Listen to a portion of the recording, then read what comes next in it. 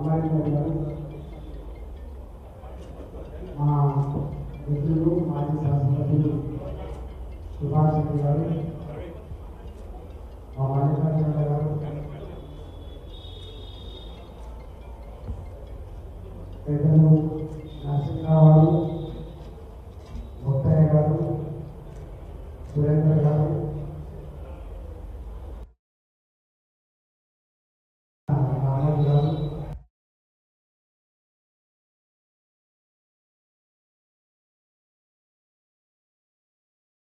మెజార్టీతో గెలిపించినందుకు మీకు శిరస్సు వంచి నమస్కరిస్తున్నా. దానికి కారణం 25 సంవత్సరాలుగా మీ కళ్ళ ముందు ఈ స్థాయికి ఎదిగిన బిడ్డను నేను. తెలంగాణ ఉద్యమ నాయకుడిగా, తెలంగాణ ఉద్యమంలో ఆ ఉద్యమానికి నాయకత్వం వహించిన నాయకుడిగా, తొలి ఆర్థిక మంత్రిగా, ఆనాడే ఈ హైదరాబాదులో ఒక వైశ్య హాస్టల్, ఒక వెలమ హాస్టల్, ఒక రెడ్డి హాస్టల్, ఒక పద్మశాలి హాస్టల్, ఒక గౌడ హాస్టల్ ఏ పాత్రను పోషిందో కళ్ళారా చూసిన వ్యక్తిగా, ఏ కులమైన హైదరాబాద్కి వస్తే ఇగో ఇది నా భవనం, ఇది నా సేద తీరే నా సౌధం అనే గౌరవాన్ని ఇవ్వాలి. అది ఈ జాతిలో పుట్టిన పిల్లలకి అవసరమైతే ఇక్కడ విద్యను అందించే కేంద్రాలుగా ఉండాలన్నటువంటి సంకల్పంతో ఆనాడు ఏరి కోరి అన్ని కులాలకు, నేనున్నప్పటికే 78 కులాలకు, అది కూడా అక్కడిక్కడ ఉండద్దు, హైటెక్ సిటీలో ఉండాలని చెప్పి భావించినాం. మేమన్నా మీరు ఫస్ట్ హైటెక్ సిటీ ప్రిఫర్ చేసుకుంటారా, ఉప్పల్ బగాయి ప్రిఫర్ చేసుకుంటారా అంటే ఒక్కొక్కరు ప్రిఫర్ చేసుకుని కూడా ఇచ్చినాం. అవన్నీ కూడా రేపు అవి మన సౌదాలుగా, మన యొక్క ఆత్మగౌరవ కేంద్రాలుగా ఎదగాలని చెప్పి మనస్ఫూర్తిగా కోరుకుంటున్నాం. ఆనాడే నాకు తెలిసి 10 కోట్లు, 5 కోట్లు, 2 కోట్ల రూపాయలు చొప్పున కొంత ఇచ్చిండ్రు. అన్నప్పుడు ఇవైతే పునాదులు లేపుకోండి, ఆ తదుపరి కంప్లీట్ చేయించే బాధ మాదనుకున్నా. కానీ నేను ఎక్కడైందో తెలియదు. నేను 2 మాటలు చెప్పబోతున్నా. ఒకటి, సంఘపరంగా మీరు చేస్తున్న కృషి. మన దాంట్లో కూడా అందరూ గొప్పగా ఉండరు, ఉన్నోళ్ళు ఉంటారు, లేనోళ్ళు ఉంటారు. ఉన్నవాళ్ళం గొప్పగా సుఖంగా ఉండడం కాదు, సమాజం కోసం పాటుపడే వాళ్ళుగా మన దాంట్లో గరీబులను కూడా ముందుకు తీసుకుపోయే కర్తవ్యం మీకుంది. కాబట్టి ఆ క్రమంలోనే మీరు ఎన్నెన్ని ప్రయత్నాలు చేస్తుండ్రో నాకు కూడా కొంత అవగాహన కలిగిన బిడ్డగా రేపు మీరు చేసే కృషిలో నా వంతు సహకారం ఉంటుందని చెప్పి నేను మనం చేస్తున్నాను.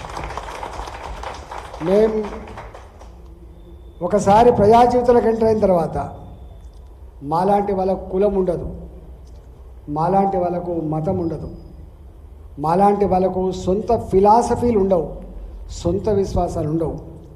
ప్రజల విశ్వాసాలను సమున్నతంగా నిలపడమే, ఆచరించడమే మా కర్తవ్యం.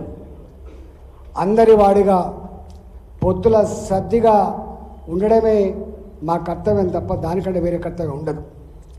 I'm proud to say I'm a political leader. Political leader అనేవాడు కిరికిరి పెట్టోడు కాదు, పైరవీలు చేసేటోడు కాదు, రియల్ ఎస్టేట్ వ్యాపారం చేసేటోడు కాదు. A political leader, a real political leader సమాజ హితం కోసం, a Ambedkar development with equal distribution అనేటువంటి గొప్ప సిద్ధాంతాన్ని అందించిండో, సమస్త సంపదలు సమస్త సమాజ ప్రజల అవసరాలు తీర్చాలని చెప్పి ఏ రాజ్యాంగంలో రాసిండో, ఆ రాజ్యాంగం మీద ప్రమాణం చేసేటువంటి ఎమ్మెల్యేలుగా, ఎంపీలుగా, ప్రభుత్వ పెద్దలుగా గా కర్తవ్యమే నిర్వహించాలని చెప్పి జీవితాంతం నిర్ణయించుకున్న వాళ్ళం, సెల్ఫ్ ఇంపోజ్ చేసుకున్న వాళ్ళం. మేము ఎవరో చూస్తారని, ఎవరి మెప్పు కోసమో అని చెప్పి ఆచరించే వాళ్ళం కాదు. మాకు మేముగా సెల్ఫ్ ఇంపోజ్ చేసుకొని ఆచరించేటువంటి వాళ్ళం మేము. అందువల్ల మీరు మిమ్మల్ని అందరినీ కలవకపోయినా అర్థించకపోయినప్పటికి కూడా ఒకటే నిర్ణయించుకున్నారు, ఇప్పుడున్న ఈ పరిస్థితులలో ఈటలను గెలిపించుకోవాలి, నిలబెట్టుకోవాలని చెప్పి మీ సంకల్పం ఏదైతే ఉందో, మీ కమిట్మెంట్ ఏదైతే ఉందో, ఆ సంకల్పం ఆ కమిట్మెంట్కి కారణం 25 సంవత్సరాల నా చరిత్రకు మీ కళ్ళ ముందు ఉంది. కాబట్టి దాన్ని సమున్నతంగా నిలుపుతా అని చెప్పి మీకు హామీ ఇస్తూ ఉన్నాం. ఇవాళ మీరు తలుపు తట్టి మెట్లెక్కి మామిడి కోట్లేమని చెప్పి ఎంత గర్వంగా చెప్పుకున్నారో, రేపు మళ్ళీ ఎక్కడైనా బయటికి పోతే కూడా అవునయా మీరు మాకు ఓట్లేమని చెప్పిండ్రు, మంచోడికి ఓట్లేమని చెప్పినటువంటి ఆ కీర్తి తెచ్చే బాధ్యత నా మీద ఉంది, ఆ నమ్మకాన్ని నింపే బాధ్యత నా మీద ఉంది. కాబట్టి మేము మా మొత్తం రాజకీయ చరిత్రలో నో అనేది మా నోట్లకు రాదు, నాట్ పాసిబుల్ అనేది మా డిక్షనరీలో లేదు.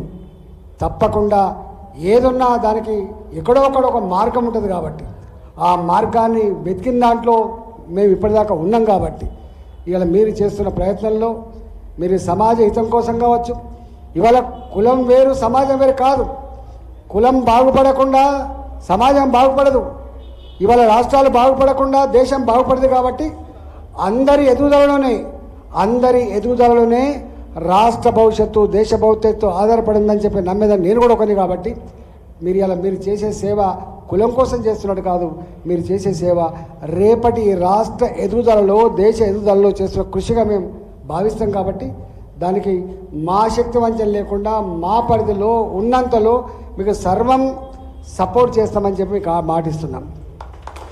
మా రామోజీ ప్రతి నిత్యం ఒక ఫోన్ చేస్తాడు, ప్రతి నిత్యం ఒక గడ కూడా కలుతాడు. అంటే మనిషి అల్లుతా అంటాడు. ఈ మనుషుల్ని అల్లేటువంటి ఒక చక్రం లాంటి మనిషి మా రామోజీరావు. మా భీముడు, ఈయన భీముడు అనుకుంటాం మేము, ఆయన తెలియదు.